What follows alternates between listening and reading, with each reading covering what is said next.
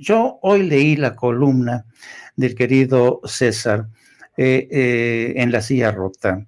El título es Un testigo sicario protegido, la clave del caso Ayotzinapa. Y esta columna se publica, se difunde en los días en que justamente se debate el tema del caso Ayotzinapa, esta campaña que hay a favor y en contra, esta disputa, estos desencuentros en el seno de la Fiscalía General de la República, el hecho de que el presidente haya tenido que salir al paso para tratar de esclarecer un caos y un enredo que ha sido aprovechado por unos y por otros para poner a parir básicamente al gobierno por los hallazgos de la Comisión de la Verdad y sobre todo por las órdenes de detención. Así es que, ¿qué nos puedes decir, querido César Gutiérrez, en torno a la columna? Me resulta interesante, pero me gustaría que la explicaras tú, que abundaras más tú en ella.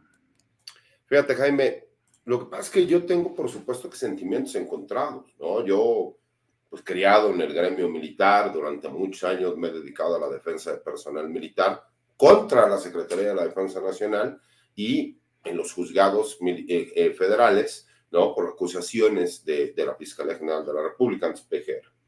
Y yo sigo sin que me quepa en la cabeza el que una persona como el testigo protegido, ¿no? Juan, venga siendo este delincuente que es el Gil, ¿no?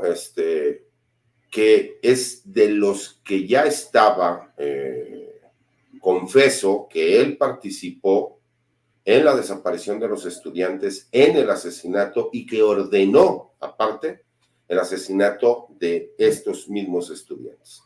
Y que por el mal trabajo que hizo la extinta PGR, porque se demostró que hubo violación al debido proceso con las torturas, lo dejan en libertad porque el juez priorizó el derecho del delincuente, ¿no?, sobre el de las víctimas. Y entonces es retomado como testigo colaborador, y este testigo colaborador viene a dar una serie de datos que desafortunadamente pues, no se realizaron por medio de una investigación que estuviera de la mano del Ministerio Público Federal.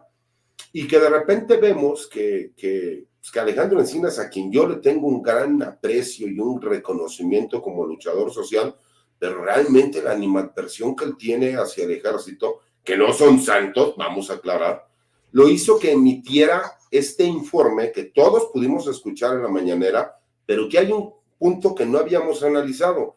El informe no es de la comisión, el informe es del presidente de la comisión, o sea, de Alejandro Encinas, y que desafortunadamente comete el error de salir públicamente a hacer imputaciones contra elementos militares diciendo que el que era coronel en aquel entonces, ahora general, había ordenado y se había encargado de la muerte de 6 de los estudiantes. De acuerdo a cómo da la cronología, sí, pues no eran 43 estudiantes de Ayotzinapa, sino que eran 49, porque ya no entiendo de dónde salieron esos 6. Y creo que esto vino todavía a crear un clima muchísimo más enredado que los que defendían la verdad histórica hace algunos años, ahora vienen a decir que estos nuevos datos demuestran que el ejército es quien mató a los estudiantes. Y dices, oye, cabrón, hace unos años estabas defendiendo el que el ejército no había tenido participación y ahora vienes a decir esto, ¿no? Entonces creo, y por eso soy como que muy enfático en la columna, pongo algunos datos que creo que le pueden servir a la gente. Hablo de la columna que hace Penilei Ramírez. Yo entiendo que nos puede gustar o no, pero es el trabajo periodístico que ella puede realizar. Lo que no estoy de acuerdo, y eso lo hablo como abogado, es el hecho de las filtraciones que ella hace, incluso a las capturas de pantalla de los supuestos mensajes de mensajería instantánea, que lo que nos dan a entender es que es de WhatsApp, pero de acuerdo a la información de la investigación, se supone que eran BlackBerry, entonces no concuerdan ni siquiera la forma en cómo se mandan y se reciben los mensajes. Y a mí me hace pensar en lo personal que muy posiblemente le mintieron a Alejandro Encinas en cuanto a la información que le dieron, y que obviamente cuando tú ya vas ante la Fiscalía General de la República, pues no existe un soporte técnico de cómo se obtuvieron esos documentos. Entonces, los invito a que la lean si tienen la oportunidad. Sé que muchos me dirán, licenciados, que usted siempre defiende a los militares, pero los militares del 68 y bla, bla, y etcétera. Señores, aunque no lo crean, un día que Dios nos dio oportunidad, les voy a enseñar la causa penal de mi señor padre y lo vamos a contrastar con todas las novelas, series, películas, noticias que sacaron. Y se van a dar cuenta que todo lo que dicen jamás existió en la causa penal, que nunca hubo absolutamente nada. Bueno, llegó un momento que dijimos, ¿cómo relacionan papá supuestamente tener una relación con Amado Carrillo, pero no mencionan a Amado Carrillo para nada? Entonces, para que la gente se pueda dar una idea de cómo la política es tan perversa, que luego los temas se ponen, y creo que incluso hay fuego amigo, ¿no? Porque ya estamos viendo cómo se han politizado mucho los tiempos. Entonces sí los invitaría por ahí a que se den una oportunidad, que la lean. Yo creo que Ramiro la leyó y creo que pues, tendrá también buena opinión, mi querido Sansei. ¿Será, querido Ramiro, tienes buena opinión o mala opinión? Sí, es que si uno va pensando en la manera en que se van generando las cosas, obviamente cuando ve sobre todo que, y lo he hecho en muchas ocasiones, en el caso del Poder Judicial en México, que los prianistas tuvieron 80 años para diseñarse las leyes a modo, y que es su manera, digamos, por la buena o por la mala, de no ser inculpados. O sea, he hablado, por ejemplo, extensivamente del tema de que el robo al erario no era un delito grave y que a los 3 años prescribía, ¿no? Y que eso cambió con la llegada de López Obrador. Y al mismo caso, como lo plantea bien César en su columna, pues sí es indispensable entender de cómo surgen las cosas, cómo se construyen las leyes, hacia dónde van, cómo están orientadas, porque obviamente como él dice, ¿no? En el asunto, por ejemplo, de la periodista, que no voy a mencionar su nombre, pero que filtra con dolo el asunto, quizá por órdenes de alguien, que a mí me parece un ejercicio de pobreza periodística, no porque no esté de acuerdo en que se filtre algún documento, sino porque daña una causa, porque eso es lo más importante, dañar una causa que puede redituarle a los culpables del terrible manejo del caso de los estudiantes de Ayotzinapa, puede redituarles en fallas al proceso y que después se laven las manos y digan fallas al proceso aunque sean culpables, porque sabemos bien cómo opera la ley en México. Pues sí estoy de acuerdo totalmente con César de que pues no todos son culpables. El ejército como institución pues sí pues obviamente tiene sus claroscuros, como todas las instituciones militares en el mundo. Mencióname un país donde no tenga una institución militar claroscuros. Obviamente, si nos atenemos a la historia y vemos, por ejemplo, en la tradición latinoamericana y cómo los ejércitos han sido garantes de los golpes de Estado por toda Sudamérica, y nosotros no tenemos esa tradición militarista que nos la salvamos porque, como dijo el presidente, obviamente el ejército es pueblo armado, pues, o sea, entendemos esa parte, pero también hay que entender que hay una disciplina marcial y que esta disciplina marcial en la cual pues se tienen que cumplir órdenes.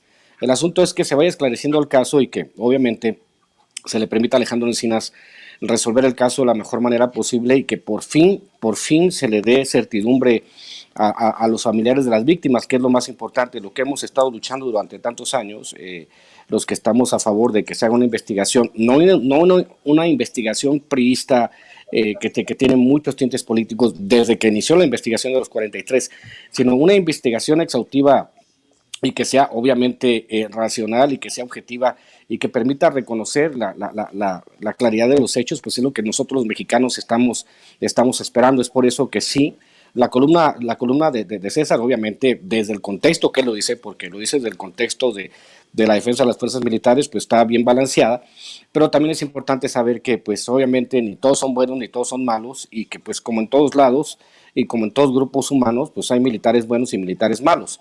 Aquí el asunto es el tema de la responsabilidad, y el tema es si siguieron órdenes y hasta dónde llegaron esas órdenes, que es quizá lo que tengamos que clarificar, mi querido Jaime.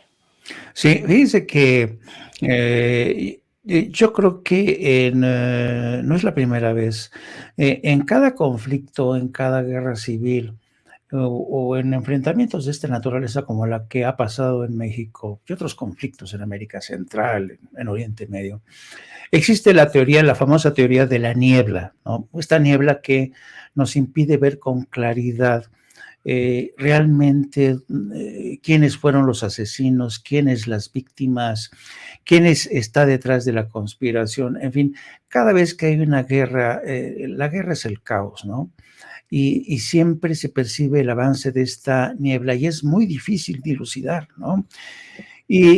Pero si a eso le añades la enorme conspiración que se produjo en torno al caso de los 43 de Ayotzinapa, en la que se conspiró desde los más altos niveles de gobiernos para ocultar la verdad, pues nos percatamos de que existe realmente una enorme dificultad para que la verdad se salga adelante, ¿no? Todo este preámbulo lo hago porque en medio de esta confusión